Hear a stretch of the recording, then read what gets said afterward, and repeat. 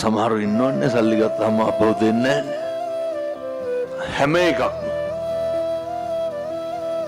අර අරගෙන නොදෙන්න වසලේ කියලා බුදුහාමුදුරුවෝ දේශනා කරන්නේ.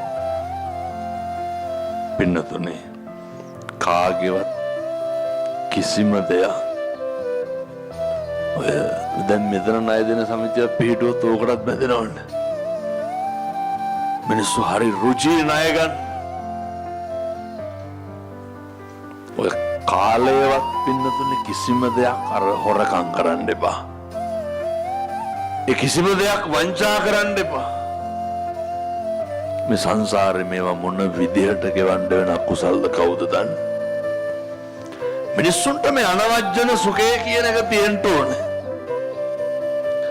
අනවජ්ජන සුඛේ පින්නතුනේ අපි නිදා ගන්න ගිහිල්ලා පපුවඩින් අත් දෙක තියාගත්තට පස්සේ මිනිස්සුන්ට දැනෙන්න ඕනේ ඒ හදගැස්ම අත් දෙකට දැනෙනකොට අර මම හරි හික්මුණු පුද්ගලයෙක් මගේ කයෙන් වචනයෙන් පාපයක් වෙලා නැහැ. මගෙන් කිසි අකුසලයක් වෙලා නැහැ කියන මේ ඒ උත්තරීතර හැඟීම පහළ වෙන්න ඕනේ.